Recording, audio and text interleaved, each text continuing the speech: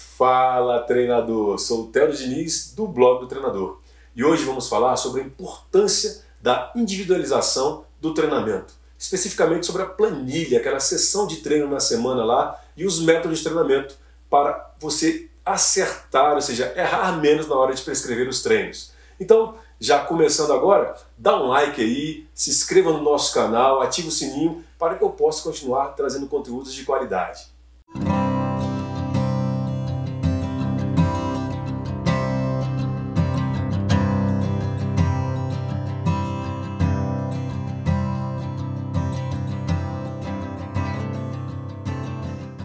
Quando pensamos em métodos de treinamento, nós pensamos em zonas de treinamento, intensidade, volume e no meio, muito importante, como todas elas, ou a mais importante, a recuperação. Então, para começar uma prescrição de corrida eficiente, temos que partir de um princípio, de um ponto, de um parâmetro de prescrição.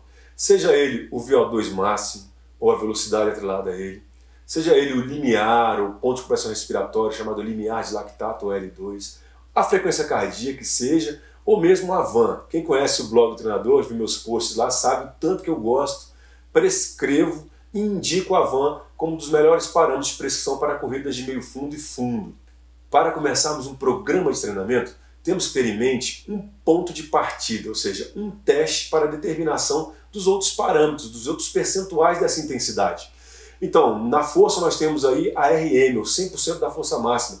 No ciclismo nós temos teste de laboratório, teste de potência máxima, e na corrida é muito negligenciado esse ponto de partida, começando numa prova comum ou então só pela frequência cardíaca. Eu indico que sempre vocês façam um teste. Então, no nosso caso aqui, vamos nos ater aqui ao VO2 máximo e mais ainda a VAN, a velocidade aeróbica máxima, onde nós podemos fazer corte desse 100%, né, da velocidade aeróbica máxima, que ela está atrelada ali muito junto à potência aeróbica máxima e à velocidade de VO2 máximo. E você também pode estar ali orbitando próximo a ela, se você nesse teste tiver o limiar ou limiar de lactato, ou ponto de compressão respiratória, pode estar ali flutuando juntamente com a frequência cardíaca. Então você vai ter 2, 3, 4, 5 parâmetros para a mesma intensidade. Lógico que você vai escolher uma principal, no nosso caso aqui a velocidade aeróbica máxima, a VAN, e daí você vai tirar esses cortes de percentual. Então você pode partir de zonas que vão desde 50% dessa velocidade aeróbica máxima, no caso, zonas regenerativas, 50%, 60%, 65%, passando para zonas aí lipolíticas, subindo para as zonas glicolíticas, chegando às zonas de potência aeróbica máxima, chamado de zonas mistas, que começa ali a misturar aeróbico com anaeróbico, chegando até as zonas anaeróbicas láticas e aláticas. E falando nessas zonas, as provas estão muito próximas ali do 100%. Então vamos lá, provas de 5 km, está em torno ali, acima de 90% dessa velocidade aeróbica máxima. E muito próximo dela, provas de 10 km, provas de meia maratona, já está ali entre 85% e 90% dessa velocidade, e um pouco abaixo ali, a zona de maratona, e para baixo ali, entra todas as provas de ultramaratona.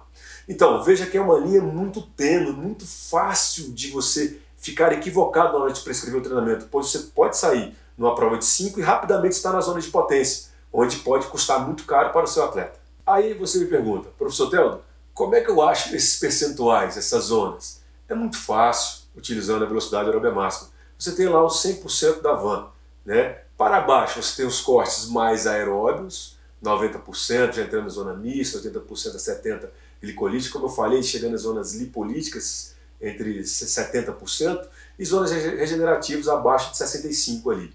Para cima você tem as zonas láticas, propriamente ditas, são as zonas de provas duras aí, de 3.000 metros, 1.500 metros, 800 metros.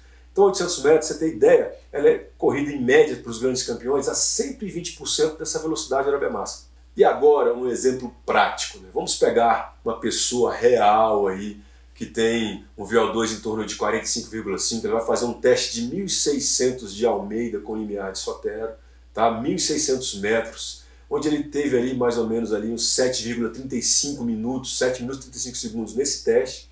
E aí gerou um resultado de um VO2 de 45,5 e uma VAN de 13 km por hora com um pace de 4,36 dessa velocidade aeróbica máxima. Estou falando da linha de 100% que ela, mais uma vez, ela está aqui, ó, vai aparecer aqui, aqui atrás do vídeo aqui, 100%, VO2 máximo 13 por hora, pace de 4,36 ou 37, potência aeróbica máxima, VO2 máximo. Está tudo alinhado aqui a 100%.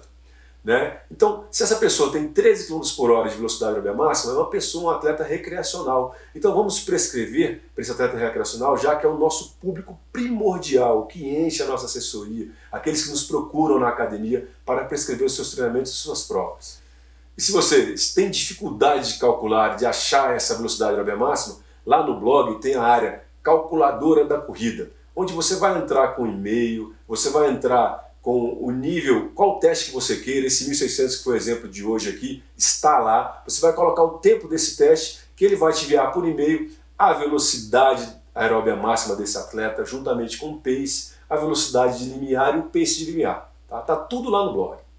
E se você quiser, vou deixar o link da calculadora do blog do treinador, calculadora da corrida, aqui embaixo na descrição do vídeo. Ainda nessa parte prática, vamos agora prescrever uma sessão de treino, um dia de treinamento, ou seja, um método de treinamento para esse atleta. Tá? Então, um método contínuo constante na literatura, que se pode ser achado por aí como rodagens, né? Mas rodagens, temos rodagens de várias formas. Então, um contínuo constante da forma extensiva. Né? Vamos prescrever para esse atleta 5 km a 70% dessa velocidade aeróbica máxima. Lembrando, qual que é o 100% do teste que ele fez? 13 km por hora. 70%, pega 13 km por hora, multiplica por 0,7, vai gerar uma velocidade de 9,1 km por hora, com um pace de 6,36. Muito fácil, né?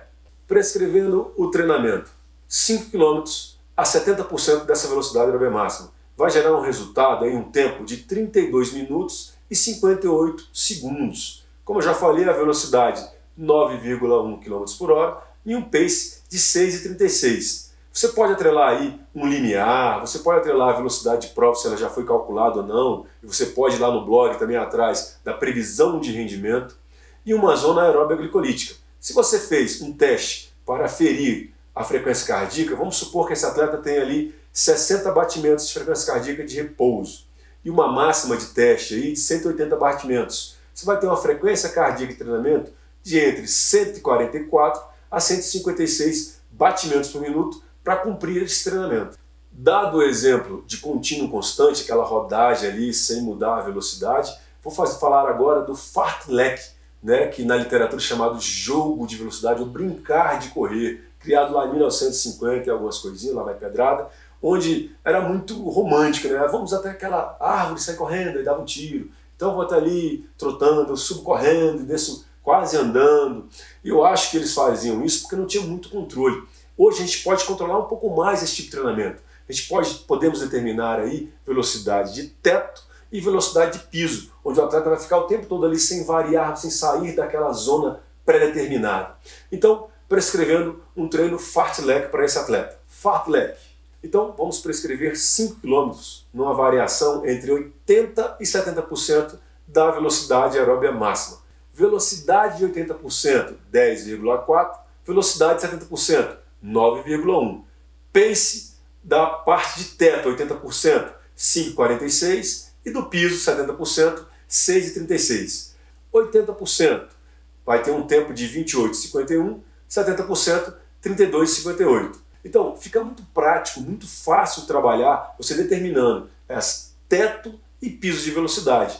Já falei de 2 métodos de treinamento, então fica muito prático você usar um contínuo constante, um fartlek, usando esse parâmetro de prescrição muito importante, confiável sim, tá? Que é a velocidade aeróbica máxima. Então, gostou do vídeo? Legal, né? A gente falar sobre treinamento e ter uma parte prática como exemplo, assim, fica mais fácil da gente entender e individualizar esse treinamento. É muito importante, pois faz parte um dos principais princípios, olha só, principais princípios do treinamento esportivo, que é o princípio da individualidade biológica. Então, gente, gostou? Se inscreva no nosso canal aí, dê um like, ativa o sininho, faz o que você quiser na tela, manda mensagem pra gente. Um grande abraço e até a próxima.